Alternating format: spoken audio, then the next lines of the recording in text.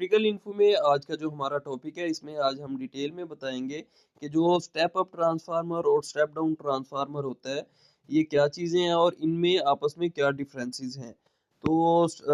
One by one शुरू करते हैं। सबसे पहले मैं बता दूं, जैसा कि ट्रांसफार्मर जो है वो ट्रांसफॉर्म करने के लिए इस्तेमाल हम करते हैं इलेक्ट्रिकल एनर्जी को एक सर्किट से दूसरे सर्किट में या प्राइमरी सर्किट से सेकेंडरी सर्किट में, ताकि हम अपने डिजायर जो रिजल्ट है वो ले सकें। तो जो हमारा स्टेप अप और स्टेप डाउन ट्रांसफार्मर होता है, बेसिकली ये फंक्शन बेस्ड ट्रांसफार्मर होते हैं, क्योंकि इनका फंक्शन होता है कि या तो ये स्टेप अप करेंगे, यानी कि जो हमारी सेकेंडरी साइड पे जो वोल्टेज होंगे उनको बढ़ा के देंगे, और जो स्टेप डाउन होगा उसकी जो है वो हमारे सेकेंडरी साइड पे हमारे वोल्टेज को कम करके देंगे।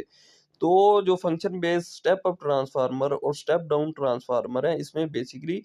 काफी डिफरेंसेस हैं जो मैं आपको वन बाय वन बताऊंगा। सबसे पहले तो आपको पता होना चाहिए कि स्टेप अप मतलब वोल्टेज को स्टेप करके देना। तो ऐसा ट्रांसफार्मर जो हमारे प्राइमरी साइड पे उसके वोल्टेज कम है, जैसे राइट साइड पे आपको फिगर नजर आ रही है, अगर सपोज करें 110 वोल्ट्स है, तो उनको अगर हम जो है मतलब स्टेप अप करना है, तो हम स्टेप अप ट्रांसफार्मर लगाएंगे, जिसकी जो है सेकेंडरी साइड पे जो है नंबर ऑफ टर्न वाइंडिंग की ज्यादा होंगी, तो हम जो है डिजायर अपने रिजल्ट ले लेंगे, जैसे कि आउटपुट पे आपको 220 वोल्ट नजर आ रहे हैं।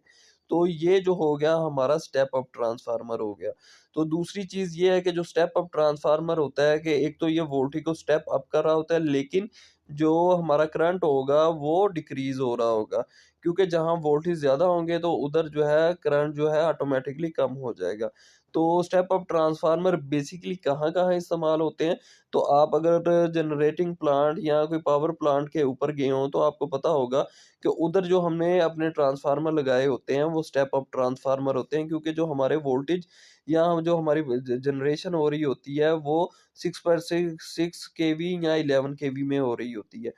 तो उसकी ट्रांसमिशन के लिए हम क्या करते हैं, स्टेप अप करते हैं, ताकि हमारे जो वोल्टेज हम बढ़ जाएं और लाइन लॉसेस कम हो जाएं, और उसके थ्रू हम डिफरेंट सब स्टेशन पे भेजते हैं और यानी कि सब स्टेशन पर भेजते हैं, ट्रांसमिशन स्टेशन पे भेजते हैं, उसके बाद एंड यूजर तक जाते हैं जहां हम डिस्ट्रीब्यूशन ट्रांसफार्मर इस्तेमाल करते हैं। तो दूसरी चीज आ गई स्टेप डाउन ट्रांसफार्मर, जैसे कि आपको मैंने पहले थोड़ा सा इंडिकेट कर दिया है। तो ये भी बिल्कुल स्टेप अप ट्रांसफार्मर की तरह होता है ट्रांसफार्मर, लेकिन इसके नंबर ऑफ टर्न जो होंगे प्राइमरी के ज्यादा होंगे। तो प्राइमरी के ज्यादा होंगे, इट्स मीन के प्राइमरी पे जो हमारे वोल्टेज ज्यादा है, और जब हमने स्टेप डाउन करना है तो सेकेंडरी पे उसके प्रोपोर्शनल में हमने कम नंबर ऑफ टर्न्स लगाने हैं। तो सेकेंडरी पे जो हमारे नंबर ऑफ टर्न्स होंगे वो कम होंगे, तो इट्स मीन हमारा जो वोल्टेज लेवल है वो कम हो जाएगा और हमारा करंट जो है बढ़ जाएगा। तो ये जो है एक सेम प्रोसीजर है जैसे स्टेप अप ट्रांसफार्मर का और स्टेप डाउन ट्रांसफार्मर का है। तो स्टेप डाउन ट्रांसफार्मर बेसिकली हम कहाँ लगाते हैं, तो ये हमारे सब स्टेशन में लगते हैं, हमारे ट्रांसमिशन स्टेशन पे भी लगते हैं। उसके अलावा ये जो है हमारे जो गली मोहल्लों पे डिस्ट्रीब्यूशन ट्रांसफार्मर होते हैं, ये सारे स्टेप डाउन ट्रांसफार्मर होते हैं, क्योंकि ये हायर वैल्यू ऑफ वोल्टेज को स्टेप डाउन करते हैं और हमारे एंड यूजर तक लेके आते हैं, जो हम अपने घरेलू अप्लायंसेस को चलाने के लिए इस्तेमाल करते हैं।